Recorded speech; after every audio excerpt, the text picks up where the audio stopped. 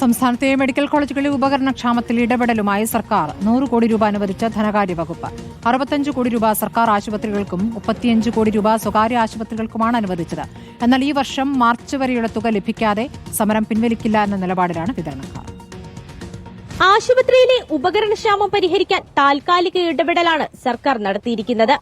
വിതരണക്കാർക്കുള്ള കുടിശ്ശിക തീർക്കാനായി state health agency 100 കോടി രൂപ അനുവദിച്ചു. ഇതിൽ 65 കോടി രൂപ സർക്കാർ ആശുപത്രികൾക്കും 35 കോടി രൂപ സ്വകാര്യ ആശുപത്രികൾക്കും നൽകും. കുടിശ്ശിക തീർക്കാനായി KMSCL-നും കാരുണ്യ സുരക്ഷാ പദ്ധതിക്കും ധനവകുപ്പ് ഇടക്കാല തുക അനുവദിച്ചു. 50 കോടി രൂപയാണ് KMSCL-ന് അനുവദിച്ചത്. എന്നാൽ 2025 മാർച്ച് വരെയുള്ള തുക ലഭിക്കാതെ സമരം നിർത്താനാകില്ലെന്നാണ് വിതരണക്കാരുടെ നിലപാട്.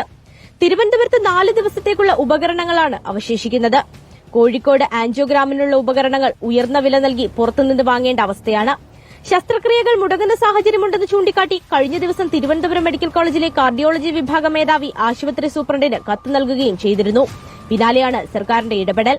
അതിനിടെ ഉപകരണക്ഷാമത്തിൽ പരിഹാരം കണ്ടെത്തുന്നതിനായി തിരുവനന്തപുരം മെഡിക്കൽ കോളേജ് സൂപ്രണ്ട് ഉപകരണ വിതരണക്കാരുമായി ഇന്ന് വൈകിട്ട് ചർച്ച നടത്തും. റിപ്പോർട്ടർ, തിരുവനന്തപുരം.